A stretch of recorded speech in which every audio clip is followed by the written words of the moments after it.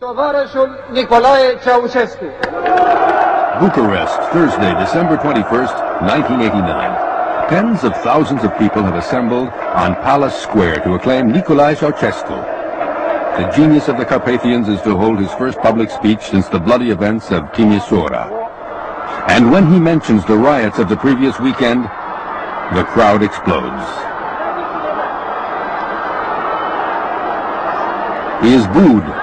The first time in 25 years of power that this has happened.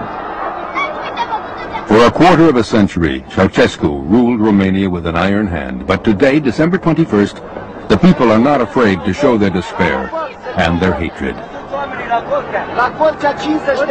The crowd swarms through the streets. Everything begins to spiral, and the Ceausescu empire quickly collapses. At 11:30 a.m., Vasily Maluchan receives the order to take off from his airbase located in a suburb of the capital. We flew to the center of Bucharest from the north, to what is now Revolution Square, previously Palace Square.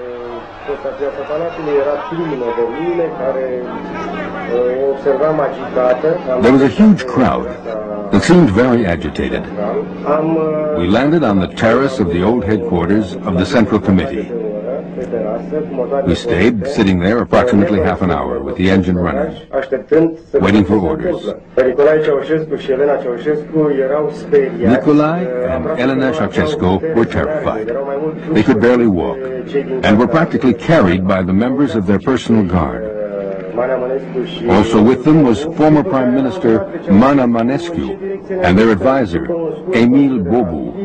Then I asked Ceausescu where we were going, and after a brief consultation, he and Elena told me to head toward Snagov.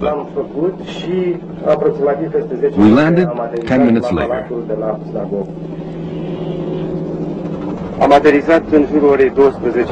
This is where we landed at 12:20. You can still see the marks. The weather was about the same as today. I was told to get out and call the commander-in-chief and the captain of my unit. For over an hour, the helicopter pilot requested aerial protection, which was refused. In the meantime, Ceausescu, on the phone in the villa, tries to contact local party officials to no avail. About an hour later, we were with the Ceausescus, Emil Bobu and Mana Manescu, Ceausescu's former prime minister, who kissed his hand before leaving. The Ceausescus got into the helicopter with their bodyguards, and we flew off in the direction of Boteni.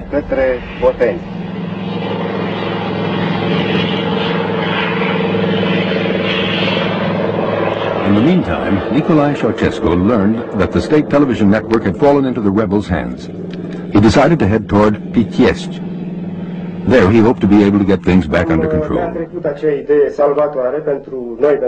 Then I had the idea that saved the lives of my crew and myself when I told them that we had been spotted by radar and that we risked being blown out of the sky by the artillery at any minute. So Ceausescu told me to land right away. Where, I said, on a military air base nearby? No, he told me, near the road. Then he looked at me and he asked me for the third time, are you serving the cause? So I answered, what cause? Whose cause? 1:30 p.m. the helicopter lands. 3 people get out, the Ceausescus and an officer from the Securitate. In Bucharest, also at 1:30, the news reaches the headquarters of the state television network that the presidential couple is on the run.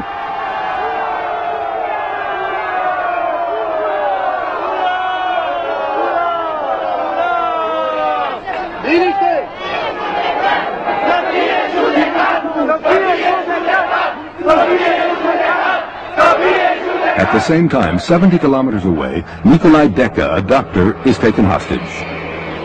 Not far from the Boteni military air base, I saw a man standing by the side of the road in a leather coat and holding a walkie-talkie. He motioned for me to stop. He looked at me and then pointed to 2 people standing on the other side of the road. It was the Ceausescus. They have to be taken to the militia at Gece. At that moment, I said to myself, maybe they've been arrested. They crossed the road and got into my car. Elena had her left hand in her pocket like this. Ceausescu got in and sat on my right. After a moment, he looked at me and he said, "Have you heard about what happened?" I had my doubts. Should I say yes or no? I answered no. Then he said, "It's a coup d'etat. We're going to organize the resistance at Târgoviste." In the capital, the revolution is underway. He still had hope. He seemed to believe in something. He didn't look at all like a condemned man.